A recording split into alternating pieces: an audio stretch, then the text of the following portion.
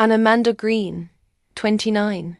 And 5 months ago I was living what I thought was a beautiful life, newly married, 5 months pregnant with our first child, and planning our future together. Then David died in a car accident, and my world shattered. But as I stood there, grieving and vulnerable, carrying his child, his family looked me in the eye and demanded I pay for his funeral expenses. They said since I was his wife, it was my legal responsibility. The cruelty of it broke something inside me. But what I discovered about their real motives and what I did next would expose the truth about the family I thought I'd married into. Before we jump back in, tell me where you're tuning in from. And if this story touches you, make sure you're subscribed, because tomorrow I've saved something extra special for you. If you've ever felt abandoned when you needed support most, like this video, I need to take you back to understand how I got here. 6 months before David's death, I was holding that little plastic stick in my hands, staring at 2 pink lines that would change everything. The pregnancy test trembled between my fingers as I sat on the edge of our tiny bathroom in the apartment we'd just moved into together. "David," I called out, my voice cracking with emotion. "David, come here." He rushed in, still wearing his work clothes, concern written across his face. When I held up the test, his expression shifted from worry to pure joy. He swept me into his arms, spinning me around our cramped bathroom until we were both laughing and crying. "We're having a baby," he whispered against my hair.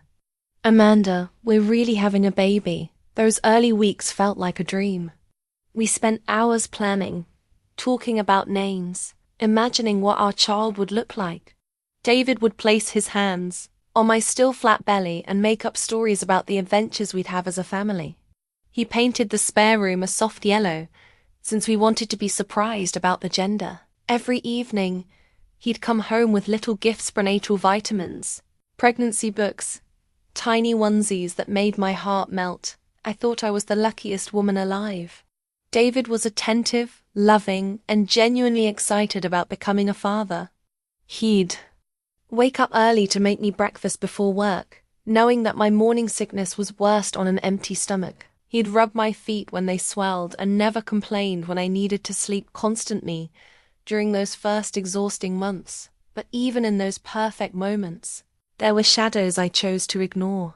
When David told his family about the pregnancy, their response was lukewarm at best.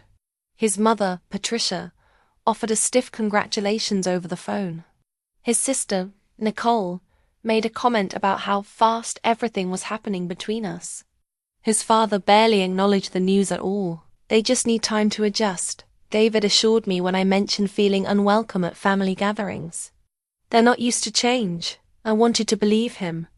I wanted to believe that their coldness was just initial shock, that they'd warm up to me and embrace their future grandchild. I told myself that David's love was enough, that we could build our own family unit separate from their disapproval. Looking back now, I realize how naive I was. How desperately I wanted to belong somewhere, to be part of something bigger than myself. I'd lost my own parents in a car accident 3 years earlier, and David's family represented the possibility of belonging again. I ignored every red flag, every dismissive comment, every way they made me feel like an outsider. The pregnancy test sits in my jewelry box now, a reminder of those hopeful early days when I believed love could conquer anything. The first time I truly understood how David's family viewed me was at his cousin's wedding, 3 months into my pregnancy. I was starting to show that beautiful little bump that made everything feel real and magical. I bought a new dress, something that flattered my changing figure, and I felt radiant. David's family gathered for photos before the ceremony, and I naturally moved to stand beside my husband. But Patricia, David's mother, held up her hand. "Oh, Amanda, would you mind taking the photo for us? We want just family for this one." I stood there, camera in hand, watching through the lens as they arranged themselves. David looked uncomfortable, but he didn't say anything. I took photo after photo, watching his family's perfect smiles, feeling like an invisible spectator to their happiness. Later, when I mentioned it to David, He brushed off my concerns. Mom's just particular about photos. She didn't mean anything by it, but I found that family photo later, framed on Patricia's mantel. In it, there was a clear space beside David where I should have been standing. The empty space felt intentional, like they'd already erased me from their family narrative. The comments started small, innocent enough that I questioned whether I was being too sensitive. Patricia would mention how surprised she was by our quick engagement, how David had always been impulsive with his decisions. Nicole would make jokes about how David was settling down so fast, and how his ex-girlfriend, Jessica, was doing so well in her new job. Jessica always understood David's family values. Patricia mentioned one Sunday dinner, her voice carrying just enough weight to make me squirm. She knew how important family loyalty was to him. I learned that Jessica had dated David for 3 years. She'd been welcomed into family traditions, invited to every gathering, treated like a daughter. Their breakup had been mutual, according to Nicole, who seemed to delight in sharing stories about how perfect Jessica had been for David. The worst part was how they talk about the pregnancy. Never with excitement or joy, but with careful neutrality that felt more cutting than outright hostility. When I'd share updates about doctor appointments or ultrasounds, they'd nod politely and change the subject. When I mentioned baby names we were considering, Patricia would wrinkle her nose and suggest alternatives that were more traditional. "Are you sure you're ready for this responsibility?" she asked me once, her hand resting on my growing belly. "Without permission, babies change everything, you know. They require so much sacrifice." David defended me when he heard the worst of it, but I could see the tension it created. He'd grown up seeking his family's approval, and my presence disrupted that dynamic. He was caught between loyalty to them and love for me, and I watched him struggle with that divide every day. I started declining family invitations, claiming pregnancy fatigue or work obligations. It was easier than enduring their subtle cruelties, their way of making me feel like an intruder in their world. David would go alone, and I'd spend those evenings imagining how freely they talked about me in my absence. The family photo still haunts me, that deliberate empty space where I should have been, like they'd already decided I didn't belong. The call came at 2:47 a.m. on a Tuesday. I remember the exact time because I'd been lying awake, feeling the baby kick restlessly inside me.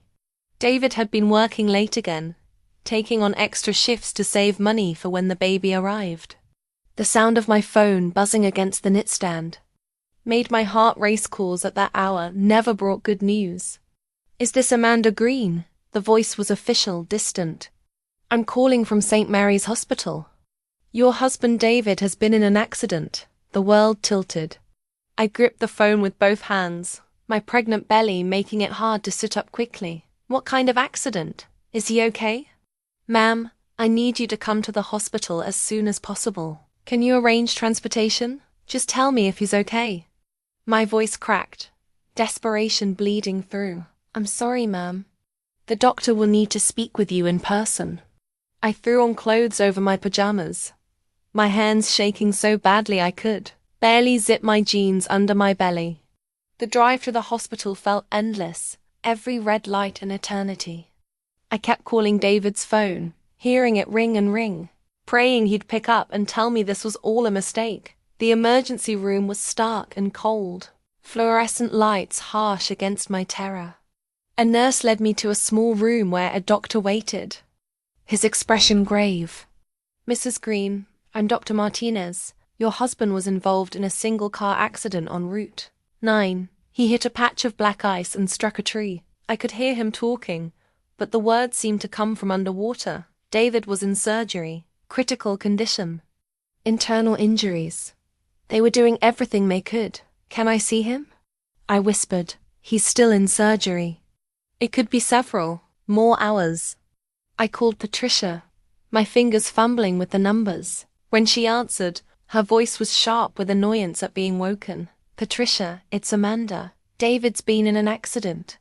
He's at St. Mary's Hospital." The silence on the other end stretched so long I thought she'd hung up. Then, "We'll be right there." The next 6 hours blurred together. David's family arrived and claimed the waiting room, their presence both comforting and suffocating. They spoke in hushed voices, making decisions about who to call, what to do. I sat in the corner, one hand on my belly, feeling like an observer. To their grief, when Dr. Martinez finally emerged, his scrubs were wrinkled, his face exhausted. I knew before he spoke, "I'm sorry. We did everything we could, but his injuries were too severe." He passed away at 8:23 a.m. The hospital bracelet they gave me when I identified his body is still in my jewelry box. It's a thin piece of plastic, with his name, birth date, and that terrible final date. Such a small thing to represent the end of everything I'd hoped for. David was gone, and I was 5 months pregnant, alone, and completely unprepared for what his family would do next. The days after, David's death passed in a haze of grief and exhaustion.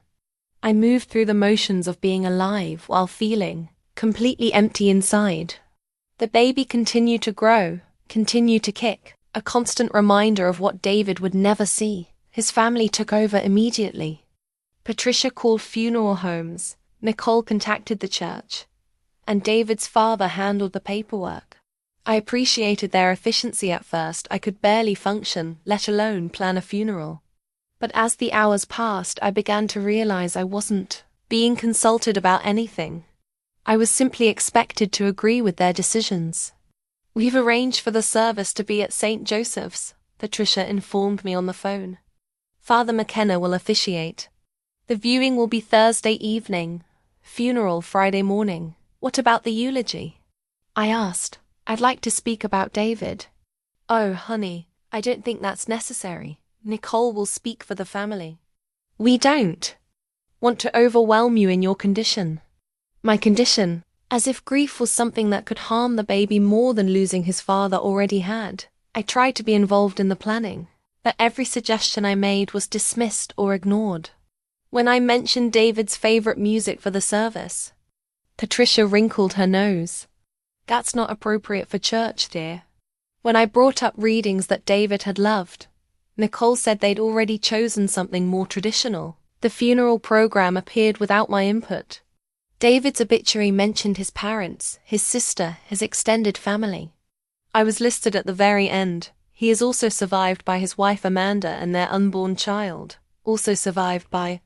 As if I was an afterthought, a footnote to his real life. I sat in my apartment, staring at the draft program they'd shown me, feeling erased from David's story. The man I'd loved, the father of my child, was being memorialized by people who'd never fully accepted our relationship. They were crafting a narrative of his life that barely acknowledged my existence. Friends from work tried to support me, bringing casseroles and flowers, but I could barely maintain conversation. The pregnancy made everything harder. I was exhausted, emotional, and physically uncomfortable. I'd wake up forgetting for just a moment that David was gone, reaching for him in bed before reality crashed back. The worst part was the silence from his family. After those first frantic days of planning, they stopped calling. They didn't check on me, didn't ask how I was coping, didn't seem to care about the grandchild I was carrying. I was grieving alone, shut out of the very family I'd hoped to belong to. I should have seen what was coming. I should have realized that their sudden distance wasn't just grief, it was calculation. They were already planning something, already deciding what my role would be in their version of David's legacy. The funeral program sits in my memory box now, a reminder of how they tried to erase me from David's life, even in death. 3 days after the funeral, Patricia called and asked if she could come over. Her voice was different, businesslike, formal. I assumed she wanted to talk about David's belongings or maybe offer some belated support. I was so wrong. She arrived with Nicole in tow, both dressed in black as if they were still in mourning. They sat on my couch, Patricia clutching a manila folder, while I made tea with shaking hands. The baby had been particularly active that morning, as if sensing my anxiety. "Amanda, we need to discuss some practical matters," Patricia began, opening her folder. "The funeral expenses." I nodded. assuming she wanted to go over costs for my own records. David and I had some savings, and I knew there would be insurance money eventually. Of course, what did everything come to? Patricia pulled out a sheet of paper and slid it across my coffee table. It was an itemized bill that made my breath catch. $15,000. The number seemed impossible. This is what we paid. Out of pocket, she said, her voice steady. The funeral home required payment up front, and we couldn't wait for insurance processing. I stared at the list.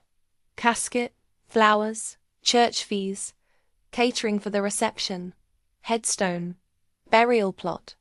Everything was top tier, expensive. A casket alone was $5,000 more than I made in 2 months at my job. I appreciate you covering this, I said carefully. Once the insurance comes through, Amanda, Nicole interrupted, we need you to reimburse us now. The words hit me like a physical blow. I'm sorry, what? Patricia leaned forward, her expression sympathetic but firm. As David's wife, you're legally responsible for his debts and final expenses. We stepped in to help, but ultimately, this is your obligation. I felt the baby kick hard, as if reacting to my spike in blood pressure. I don't have $15,000 just sitting around. I'm on maternity leave, my income is already reduced. Surely you have access to credit, Nicole said. A loan, or you could cash out investments. What investments? I laughed bitterly. David and I were saving for the baby. We're not wealthy people. Patricia's mask of sympathy slipped slightly. Amanda, we've been more than generous. We paid for everything because we thought you'd do the right thing and take responsibility. David would have expected you to handle this. The manipulation was breathtaking. Using David's memory against me, implying that honoring his wishes meant bankrupting myself while pregnant. Did David tell you he wanted me to go into debt for his funeral? He would have wanted his family taken care of, Patricia said coldly. We sacrificed to give him a proper goodbye. Now it's your turn to sacrifice. I looked at the bill again, really studying it. The flowers alone were $1,200. The catering for 80 people cost $3,000. These weren't necessary expenses. They were choices made without consulting me. Decisions about my husband's funeral that I've been excluded from. You made these choices without asking me, I said quietly.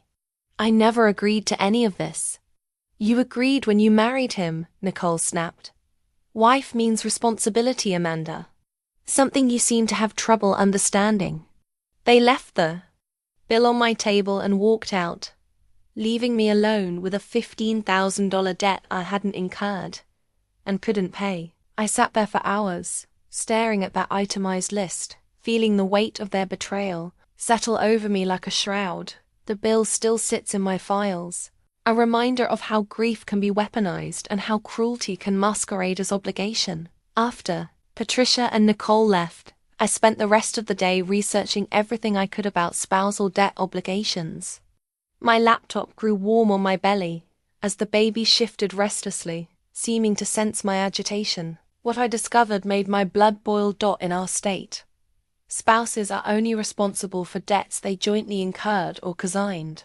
Funeral expenses chosen by family members without the surviving spouse's consent don't automatically become that spouse's legal obligation. Patricia had lied to me, banking on my grief and ignorance to manipulate me into compliance. But that wasn't even the worst part. Called the life insurance company David's employer had mentioned. After navigating phone trees and providing death certificates, I learned something that made everything click into place. David had a $50,000 life insurance policy through work, plus another $25,000 policy he'd purchased independently when we got married. Who are the beneficiaries? I asked, though I assumed I already knew. Let me check those records, the representative said. For the workplace policy, the primary beneficiary is listed as Patricia Green, his mother.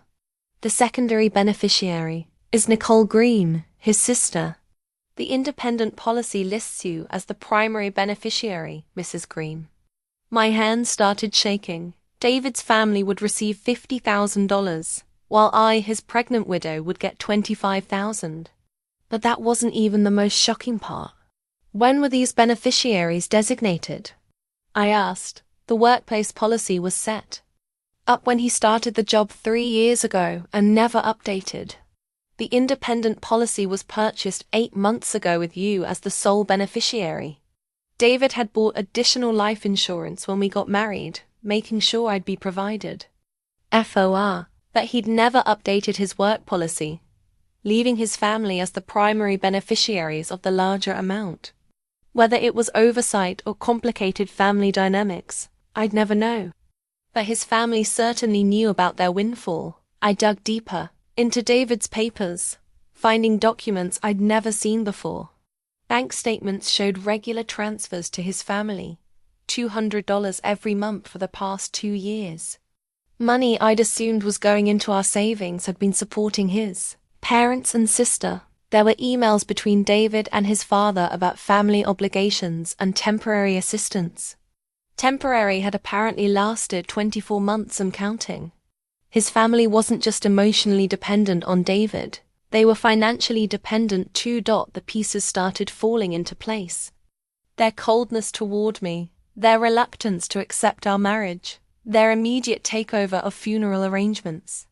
They hadn't just lost a son and brother, they'd lost their primary source of income. And now they were trying to extract as much money as possible from me before the insurance payments gave them breathing room. Called a legal aid attorney who confirmed what I'd already researched. You have no legal obligation to pay for funeral expenses you didn't authorize, she told me. If they want reimbursement, they'd have to sue you. And frankly, they don't have a case. What about moral obligation? I asked, still struggling with guilt. Moral obligation works both ways, she said gently. Did they have a moral obligation to include the pregnant widow in planning her husband's funeral? Did they have a moral obligation to be honest about insurance beneficiaries and legal responsibilities? That night, I sat with David's papers spread across our bed, understanding for the first time how thoroughly his family had played me. The legal documents told a story of dependence, manipulation, and now desperation masquerading as grief. The bank statements told a story I'd never suspected. $200 every month for 24 months. $4,800 that I thought was building our future, but was actually subsidizing David's family. But as I dug deeper into his financial records, I found something even more disturbing. David had been sending them money for far longer than 2 years. Going back through his old statements, I found a pattern of transfers dating back to when he'd first started working. Small amounts at first, $50 here, $100 there. But the amounts had grown steadily, especially after his father lost his job 18 months ago. I'd known his dad was between work, that David had downplayed it as temporary setbacks and bad luck. I'd never known that David was single-handedly supporting his parents' mortgage, his sister's car payments, and various family emergencies that seemed to occur with suspicious regularity. There were Venmo transactions I'd never seen. Thanks for helping with Mom's medical bills. You're a lifesaver. Rent was due today. Emergency car repair. We'll pay you back soon.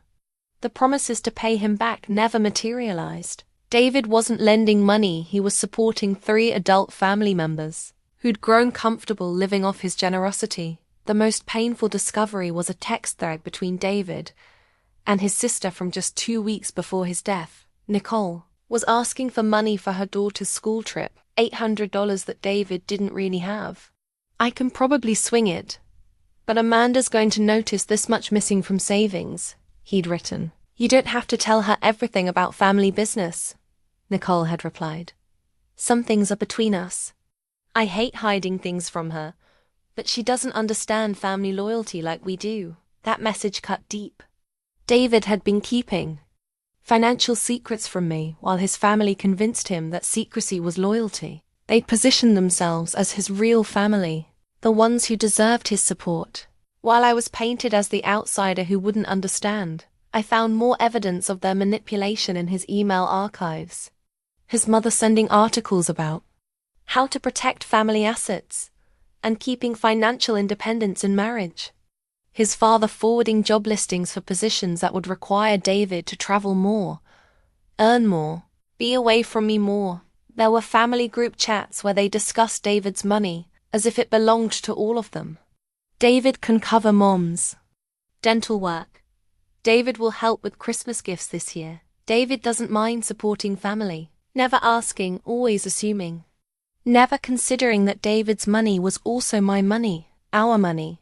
Our baby's money. The most heartbreaking find was a draft email David had written but never sent, dated just 3 days before the accident.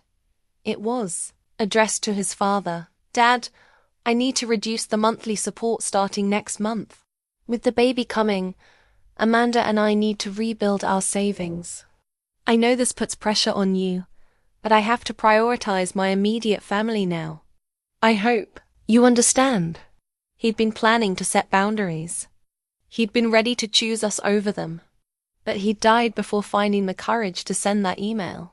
And they'd never know how close they'd been to losing their financial lifeline. The bank statements now sit in my filing cabinet. Evidence of how family love can become family exploitation, and how good intentions can enable the worst kind of dependency.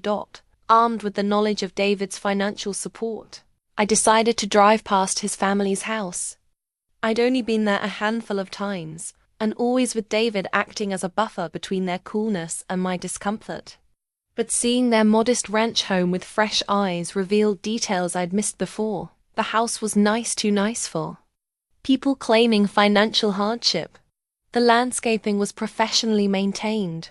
There were 2 relatively new cars in the driveway, and I could see a large flat-screen TV through the living room window. This didn't look like a family struggling to survive without David's monthly contributions. I sat in my car for 20 minutes, watching, trying to reconcile what I was seeing with their desperate demand for funeral reimbursement. A mail truck stopped at their box, and I waited until it left before walking over. I know it was wrong, but I was pregnant, grieving, and tired of being lied to. Mixed in with the usual bills and advertisements was an eviction notice. My hands trembled as I read the official document. Patricia and Thomas Green had 30 days to vacate the premises due to non-payment of rent. They owed 6 months of back rent totaling $18,000, plus late fees and court costs. The total amount due was over $22,000. Suddenly everything made sense. They weren't homeowners, they were renters who'd been living rent-free for half a year, probably banking on David's monthly support to eventually catch up. When he died, their safety net disappeared overnight.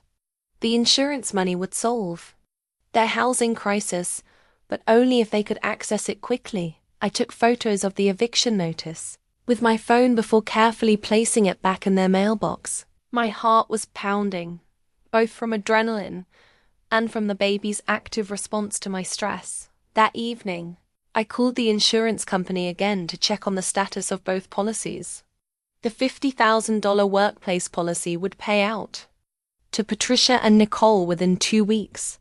The $20,000 policy with me as beneficiary was already being processed and would arrive shortly. But here was the crucial detail I hadn't understood before. Insurance companies don't pay death benefits until after funeral expenses are settled. If David's family could prove they'd paid for his funeral, and I was legally obligated to reimburse them, they could potentially delay my insurance payout or even redirect it to cover their expenses.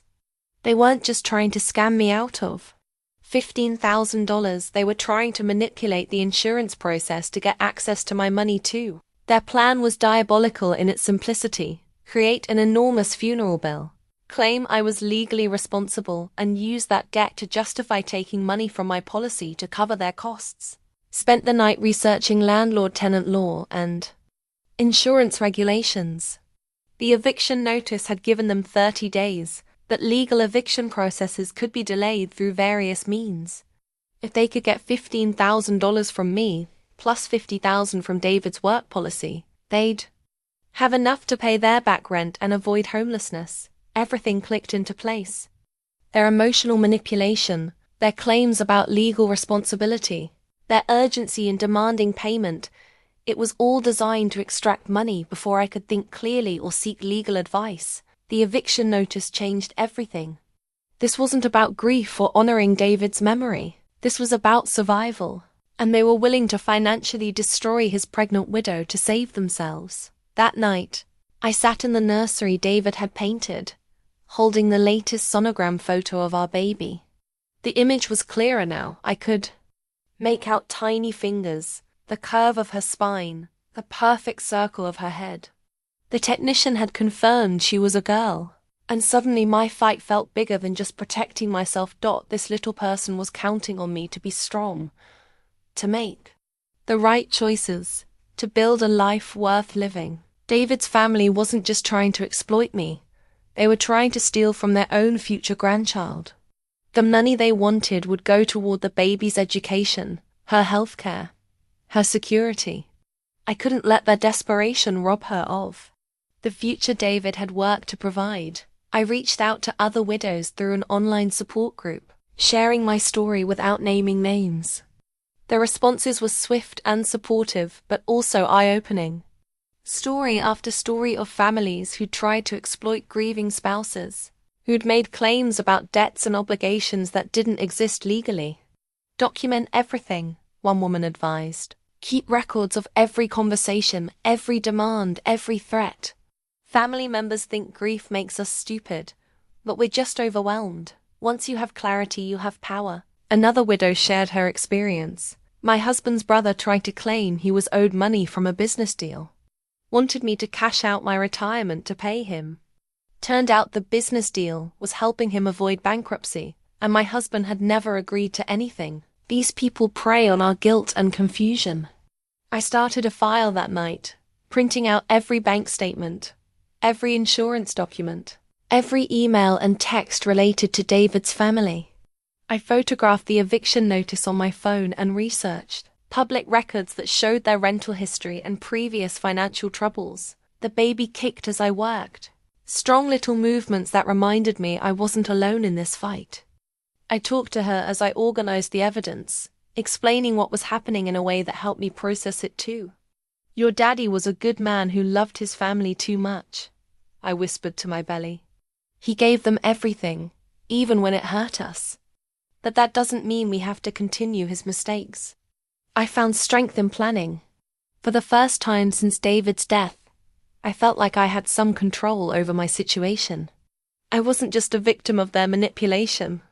I was a woman with evidence, legal rights, and a powerful motivation to protect my child. The sonogram photo sits on my nightstand now, a reminder that everything I did next was for her.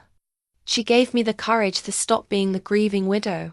They could manipulate and start being the mother she deserved, one who wouldn't let anyone take advantage of our vulnerability. Tomorrow I would stop playing defense and start playing offense.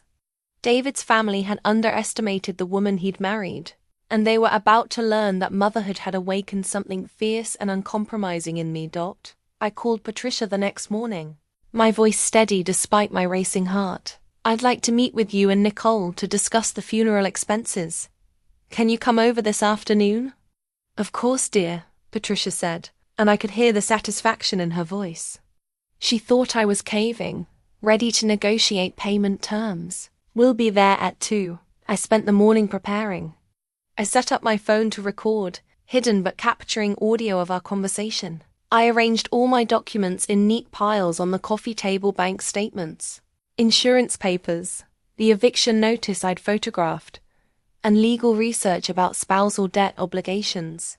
I wanted everything visible when they walked in. The baby was unusually active that morning, as if sensing the importance of what was about to happen.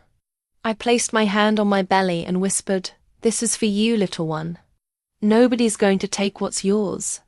Patricia and Nicole arrived precisely at 2, both wearing what I'd come to recognize as their serious business expressions. They settled onto my couch, Patricia clutching another folder, probably more bills or legal-sounding documents meant to intimidate me. "Before we discuss payment arrangements," I said calmly, "I need to share some information I've discovered." slid the insurance policy documents across the table. Did you know that David had 2 life insurance policies? One through work that pays $50,000 to you, Patricia, and one independent policy that pays $25,000 to me. Patricia's confident expression flickered. We haven't received any insurance money yet. That's why we need you to handle the funeral costs now. Actually, you'll receive your $50,000 within the week. I spoke to the company yesterday. I watched their faces carefully, which makes me wonder why you're so desperate for my $15,000 when you're about to receive more than 3 times that amount. Nicole shifted uncomfortably. Insurance money isn't guaranteed. There could be delays, complications, like the complications you're facing with your eviction. I interrupted, sliding the photo of their eviction notice across the table. The silence was deafening. Patricia went pale, and Nicole's mouth fell open. I continued before they could recover. $22,000 in back rent, due in 26 days, according to this notice. $50,000 in insurance money coming next week. You don't need my $15,000. You need it fast, before I have time to think or seek legal advice. You went through our mail, Nicole said, her voice rising. That's illegal. What's illegal is attempting to defraud a grieving pregnant widow by claiming false legal obligations, I replied evenly. I've spoken to an attorney. Spouses are not automatically responsible for funeral expenses they didn't authorize, especially expenses that were deliberately inflated without their knowledge or consent. Patricia tried to regain control. Amanda, you're upset and not thinking clearly. David would want his daughter to have the money he worked for. I cut her off. Money that you've been taking from our family for years. $200 a month, Patricia, for 2 years. That's $4,800 that should have gone toward his child's future. I spread the bank statements across the table, highlighting each transfer.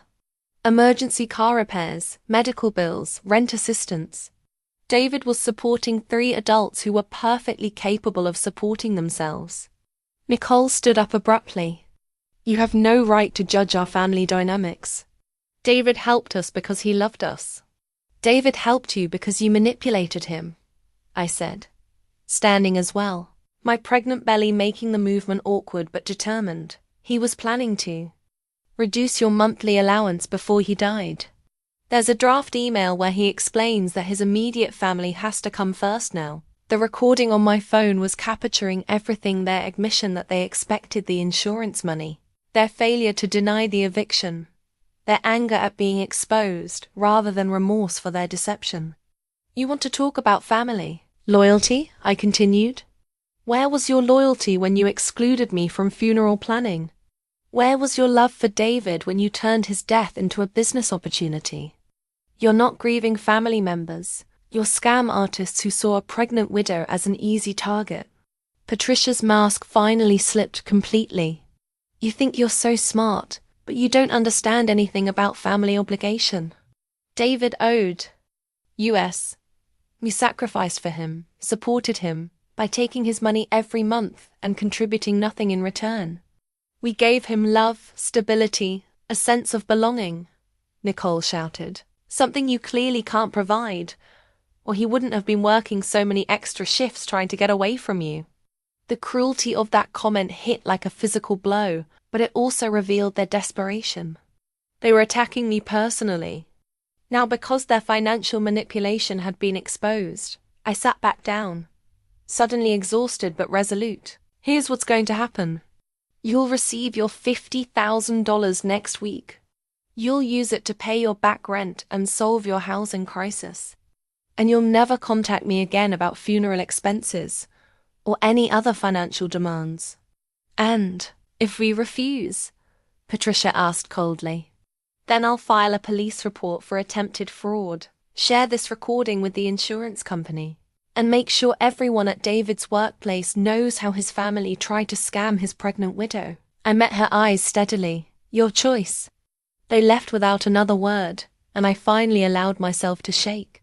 The voice recording captured everything I needed to protect myself and my daughter from any future Manipulation. 2 days after the confrontation, I received a call from David's insurance company that changed everything. The representative's voice was professional but concerned. "Mrs. Green, we have received some conflicting information about your husband's estate. His family has submitted a claim suggesting that outstanding debts need to be settled before your policy can pay out." My blood ran cold. Even after being exposed, they were still trying to manipulate the system. What kind of debts? Funeral expenses primarily. They've provided documentation showing $15,000 in costs and a statement, claiming you've acknowledged responsibility for payment. That's completely false, I said firmly. I never acknowledged any such responsibility, and I have recordings that prove they're lying. There was a pause. "Mrs. Green, would you be willing to provide those recordings? This type of dispute can significantly delay payouts, and we want to ensure we're processing claims appropriately." I sent the recording that afternoon along with copies of my legal research about spousal debt obligations. The insurance company's fraud department called me back within hours. "Mrs. Green, thank you for providing this documentation. We're expediting your claim and flagging the other policy for review. What they attempted constitutes insurance fraud, and we'll be reporting this to the appropriate authorities." That wasn't all. While researching David's financial records more thoroughly, I discovered something his family didn't know about: a savings account he'd opened specifically for the baby, funded by his overtime work. It contained $12,000, money he'd been secretly setting aside while still sending monthly payments to his family. But the biggest surprise came when I found his updated will, filed just 3 months before his death. David had finally taken steps to protect our growing family. The will explicitly stated that all his assets should go to me and our child, with a specific clause about family members who had been adequately supported during his lifetime, having no further claims on his estate. Even more telling, David had documented every payment to his family in a separate ledger, noting dates, amounts and purposes. At the bottom, in his careful handwriting, was a note: total family support, $23,400 over 3 years. No repayment received or expected. Amanda and baby are my priority now. David had been preparing to cut them off financially, and he'd been building legal protections to ensure his family couldn't manipulate me after his death. He'd known exactly what they were capable of. I called the insurance company back with this new information. The will and David's documentation painted a clear picture of his intentions and his family's financial dependence. Combined with their attempted fraud, it strengthened my position considerably. "Mrs. Green," the representative said, "your husband's will is very clear about his intentions. We'll be processing your claim immediately. The other policy is now under investigation for potential fraud, which may delay or deny their payout entirely." The irony was perfect. In their greed to get my $15,000, they'd potentially lost their $50,000. Their desperation had led them to commit actual fraud, jeopardizing the legitimate insurance money that could have solved their problems. Held the insurance claim form in my hands, my rightful inheritance, and my daughter's future security. David had worked extra shifts, saved secretly, and updated his legal documents to protect us. His family had interpreted his generosity as weakness, his love as obligation. They'd tried to steal from a pregnant widow, but instead, they'd lost everything.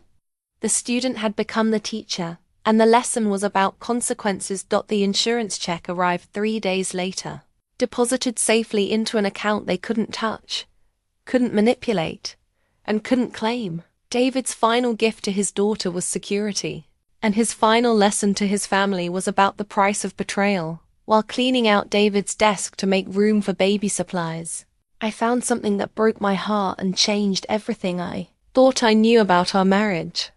Hidden in the back of a locked drawer was a leather journal I'd never seen before. The first entry was dated 2 years ago, just after we'd started dating seriously. "Amanda makes me want to be better than I am. She doesn't know about the money I send home, and I don't know how to tell her. Mum called today crying about the electric bill. Nicole needs help with her car payment again. Dad's interview didn't pan out. I know I should set boundaries, that they raised me to believe family comes first. How do I choose between the family that made me and the woman I want to build a future with? Page after page revealed David's internal struggle.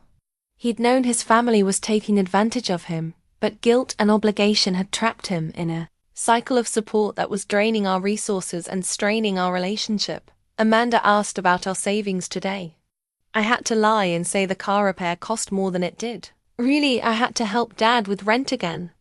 I hate lying to her, but she'd never understand. She lost her parents so young she doesn't know what it's like to have family who need you. The entries became more conflicted as our relationship deepened. Proposed to Amanda today. She said yes, and I've never been happier. But Mom's reaction was cold. She asked if I'd thought about financial responsibilities before making such a big commitment. Nicole made a joke about how expensive weddings are. They're worried I won't be able to help them anymore. Maybe they're right to worry. The pregnancy announcement had triggered a crisis for David. Amanda's pregnant. I'm going to be a father. The joy is overwhelming, but so is the fear. How can I support a baby when I'm already supporting 3 adults? Mom's reaction to the news was telling. She immediately started talking about how expensive children are. How I'd need to prioritize. Carefully, she meant prioritize them over my own child. The most painful entry was dated just 2 weeks before his death. I've been living a double life for too long. Amanda deserves honesty, and our baby deserves a father who puts his immediate family first. I updated my will today and opened a secret savings account for the baby. I'm going to tell my family that the monthly payments stop after the baby's born. Amanda can't know how much money I've given them over the years. It would hurt her too much to know I chose them over our security so many times. But that ends now. The final entry was devastating. I keep thinking about Amanda finding out about the money after I'm gone. If something happens to me, I hope she'll understand that I was weak, not unloving. I hope she see that I was trying to change, trying to choose her and our baby. I've hidden this journal because I can't bear for her to know how badly I failed her while I was alive. But if she's reading this, it means I didn't get the chance to make things right. I sat in his desk chair, crying over his words, finally understanding the weight he'd been carrying. David hadn't been choosing his family over me. He'd been trapped between loyalty and love, unable to hurt people he cared about, but knowing he needed to protect the family he was creating. His family had sensed his pulling away, had known their money train was ending. No wonder they'd been so cold to me, so resistant to our marriage. I represented the end of their financial dependence, and they'd resented me for it. The journal now sits in my safe deposit box. David's final confession and the proof that he'd been planning to choose us after all. Reading David's journal gave me the final piece of understanding I needed. His family hadn't just tried to scam me after his death. They'd been manipulating him for years, using guilt and obligation to bleed our finances dry. Now it was time to end their manipulation permanently. I drafted a formal letter with my attorney's help, outlining exactly what would happen next. The insurance fraud investigation was ongoing, potentially resulting in criminal charges. Their attempted deception had been documented and reported. But I was prepared to offer them one final option. The letter was straightforward. They could accept their reduced insurance payout when it eventually came through, use it to solve their housing crisis, and never contact me again. In exchange, I wouldn't pursue additional legal action for the money David had given them under false pretenses over the years. Consider this your severance package, I wrote. David supported you for 3 years, believing you'd eventually become self-sufficient. That ends now. Any further contact with me or my child will be considered harassment and dealt with accordingly. I included copies of David's journal entries about his plans to cut off their support, his secret savings for the baby, and his updated will. Wanted them to understand that their manipulation had been exposed completely, and that their son had been planning to choose his immediate family before he died. The letter also established clear boundaries for the future. They would have no relationship with my daughter unless they could prove sustained financial independence and emotional maturity. They would not be informed of major life events, would not receive photos or updates, and would not be considered family in any meaningful sense. You had 3 years to prove you deserved David's support, I concluded. Instead, you proved you deserved his distance. This is me completing the boundary setting he should have done while he was alive. I had the letter delivered by certified mail, ensuring they couldn't claim they never received it. I also sent copies to the insurance company, my attorney, and kept detailed records of the delivery confirmation. The response came within 48 hours of voicemail from Patricia that was equal parts fury and desperation. "How dare you threaten us during our time of grief," she raged. "David was our son long before he was your husband. You can't cut us off from our grandchild. We'll fight this, Amanda. We'll prove you're an unfit mother who's keeping a child from her family." The message was exactly what I'd expected and exactly what I needed. Her threats of custody challenges and accusations of unfitness were now documented. Any future legal action would have to contend with their own recorded words, proving their true motivations. I forwarded the voicemail to my attorney and added it to my growing file of evidence. David's family had shown their true colors completely. They weren't grieving relatives seeking connection with their grandchild. They were manipulators angry about losing their financial support system. The legal settlement was simple. They would leave us alone, or face the consequences of their own documented threats and fraud attempts. For the first time since David's death, I felt completely in control of my own life and my daughter's future. The insurance company's investigation concluded faster than anyone expected. Patricia and Nicole's attempt to manipulate my claim had triggered a thorough review of their own policy, and what they found was damning. Not only had they lied about my legal obligations regarding funeral expenses, but they'd also inflated the actual costs by claiming reimbursement for services never rendered. The funeral bill they'd presented to me included charges for flowers that were donated by the church, catering that was provided by volunteers, and memorial items that had never been purchased. "Mrs. Green," the fraud investigator called to inform me, "we've determined that the actual funeral costs were approximately $6,000, not $15,000. The family submitted falsified receipts and invoices for the difference. This constitutes insurance fraud on multiple levels. Their $50,000 payout was frozen pending criminal investigation. The district attorney's office was now involved, and Patricia and Nicole were facing potential felony charges for insurance fraud and attempted theft. But the most satisfying justice came from an unexpected source. David's employer, learning about his family's attempted manipulation of his death benefits, conducted their own review of his personnel file. They discovered that David had been requesting overtime specifically to support family members, which had raised questions about his financial stress levels. The company's HR director called me personally. "Mrs. Green, we had no idea David was under such financial pressure from family obligations." His supervisor noted several times that David seemed stressed about money despite working significant overtime. "We want to make this right." David's employer established a memorial fund in his name, specifically for his daughter's education. They contributed an additional $10,000 and organized a collection among his co-workers that raised another $8,000. The money was placed in a trust that his family couldn't touch or manipulate. The restraining order I filed was granted without opposition. Patricia and Nicole were legally prohibited from contacting me, coming to my home, or attempting any communication related to my pregnancy or David's estate.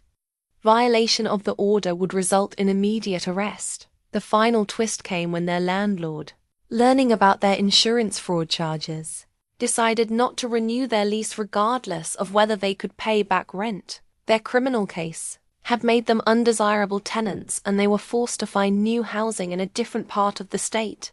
I received one last piece of correspondence from them, a formal letter from their attorney, attempting to negotiate visitation rights with their future grandchild.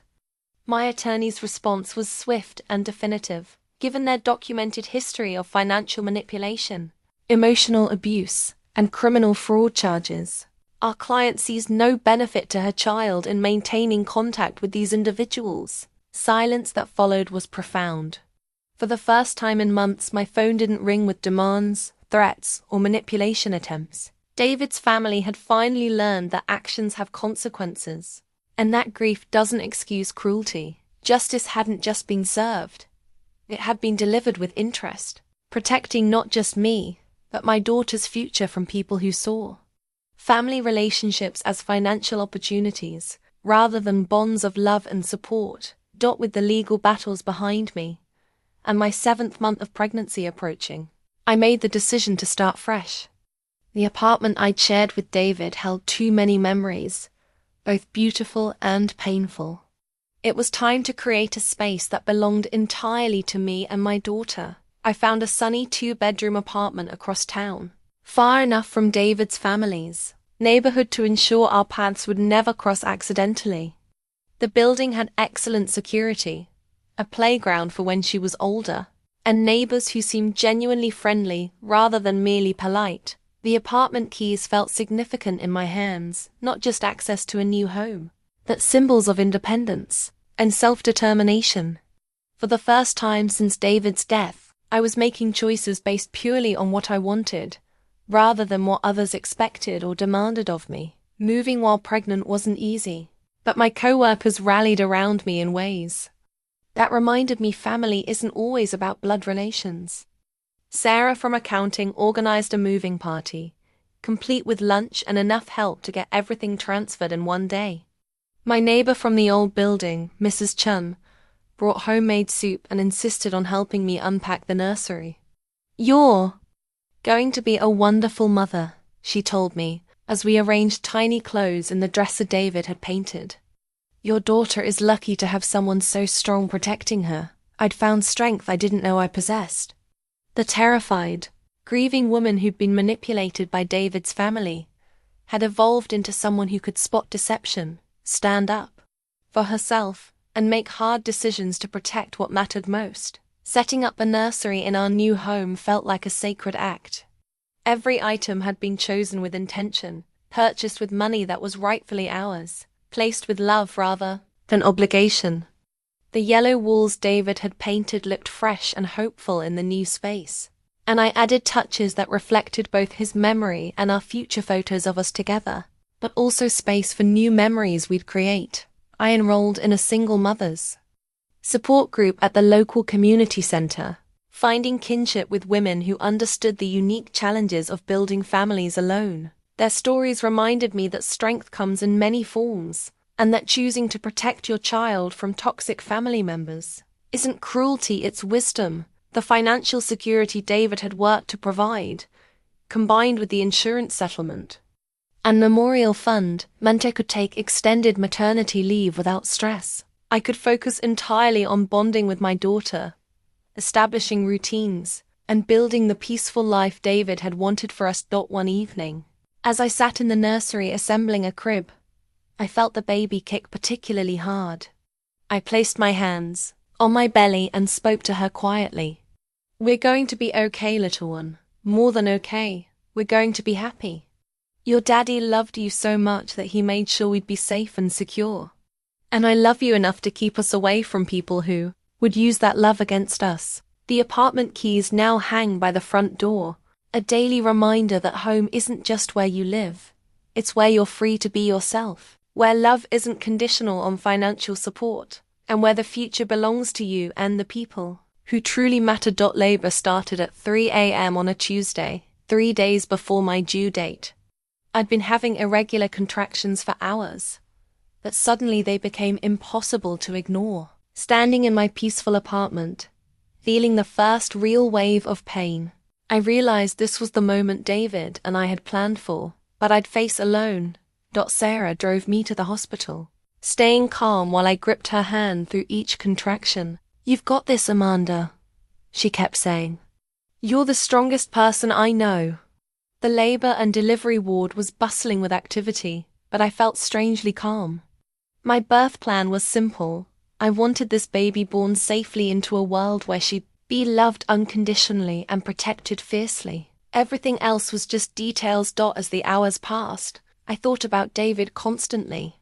He should have been there, holding my hand, making nervous jokes to distract me from the pain. Instead, I had Sarah on one side and Mrs. Chen on the other. My chosen family, people who'd earned their place in this sacred moment through love and support rather than biological obligation. The nurse who checked my progress was gentle and encouraging. First babies can take their time, she said. But you're doing beautifully. Baby's heartbeat is strong. When the final stage of labor began, I found strength I didn't know existed. Each contraction brought me closer to meeting the little person who'd been my companion through the darkest months of my life. She'd been with me through grief, manipulation, legal battles, and new beginnings. Now she was ready to face the world. I can see the head, the doctor announced. One more big push, Amanda. At 2:17 p.m., my daughter entered the world with a healthy cry that filled the room with joy. The doctor placed her on my chest immediately, and I looked into eyes that were unmistakably David's deep brown, and somehow wise already. "Hello, beautiful," I whispered, tears streaming down my face. "I'm your mama. I've been waiting so long to meet you." She was perfect, 10 fingers, 10 toes, and a crown of dark hair that reminded me of David's childhood photos. The nurses cleaned her gently while I held her, checking reflexes and recording vital signs. Everything was exactly as it should be. "What's her name?" the nurse asked, preparing the birth certificate. "Lily Grace Green," I said, the name David and I had chosen together. Lily for new beginnings, Grace for the mercy we've been shown. The hospital bracelet they placed on her tiny wrist was impossibly small, her name printed in block letters that made everything official. She was here, she was healthy, and she was mine to protect and cherish. As I nursed her for the first time, I felt David's presence so strongly it took my breath away. This was what he'd worked for, saved for, planned for.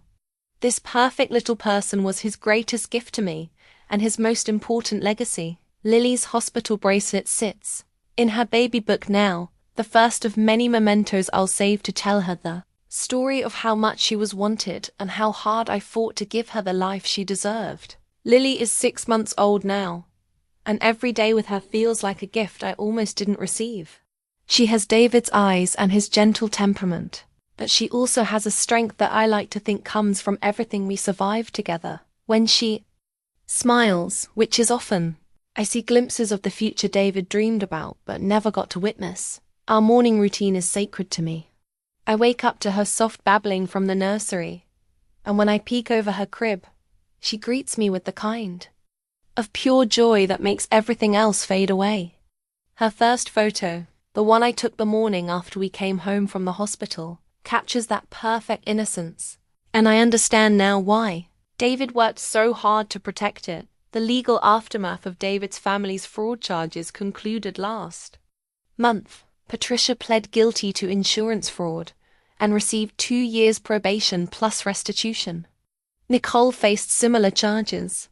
Their criminal records mean they'll struggle to rent decent housing or find employment that pays well enough to support their lifestyle. The irony isn't lost on me in trying to steal from us. They destroyed their own financial future. 3 weeks ago, I received a letter forwarded through my attorney. Patricia had written asking for one photo of Lily, claiming she'd learned from her mistakes and just wanted to see her granddaughter. I read it twice, then filed it away without responding. Some bridges, once burned, can't be rebuilt. Some trust, once shattered, can't be restored. Lily will grow up knowing about her father through stories, photos, and the love he built into every aspect of her life before she was born. But she won't grow up knowing people who see her as an obligation, a burden, or a source of financial support. She knows that family means unconditional love, not conditional generosity. The support group has become my extended family. We celebrate milestones together, share parenting advice, and remind each other that strength comes in many forms. Lily has honorary aunts who love her fiercely and will teach her. That chosen family can be just as powerful as biological family sometimes. More so, David's memorial fund now has enough money to pay for Lily's college education completely. His co-workers still send cards on her birthday and Christmas, keeping his memory alive in ways his blood relatives never attempted. She'll grow up knowing that her father was loved and respected by people who valued his character rather than his bank account. When I look at Lily playing with her toys, reaching for sunbeams through our living room window, I see the future David sacrificed to provide. His overtime shifts, his secret savings, his updated will, all of it was for this moment, this life. This perfect little person who carries the best parts of him forward. The journey from that devastating phone call about the accident to this peaceful afternoon with my daughter has taught me that survival isn't just about enduring trauma, it's about refusing to let that trauma define your future. David's family tried to steal our security, but they couldn't steal our love. They tried to exploit our grief, but they couldn't touch our joy. I'm no longer the terrified pregnant widow who let people manipulate her pain. I'm Lily's mother, David's widow, and my own person stronger, wiser, and absolutely certain that protecting the people you love sometimes means disappointing the people who claim to love you. Her first photo sits on my nightstand, a daily reminder that the best revenge against those who try to steal your happiness is simply to live well, love deeply, and build the life they try to prevent you from having.